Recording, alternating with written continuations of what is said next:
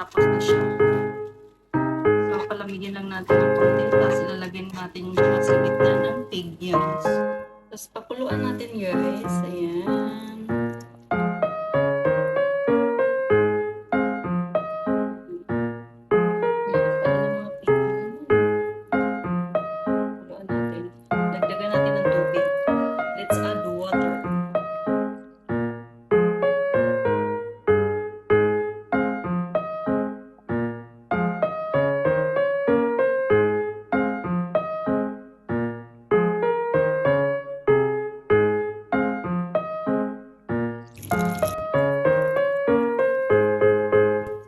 Guys, sa totoo lang, first time ko magluto nito, may gulay.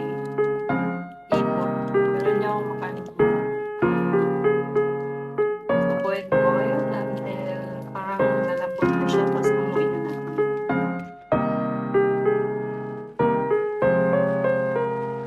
So, ayan na. Piniprito na natin ang pigeons.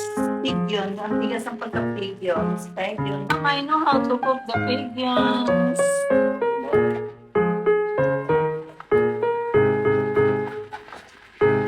Golden brown na. Ganyan lang pagluto guys. Yung may pigeon sa rice pigeon pala. Rice pigeon.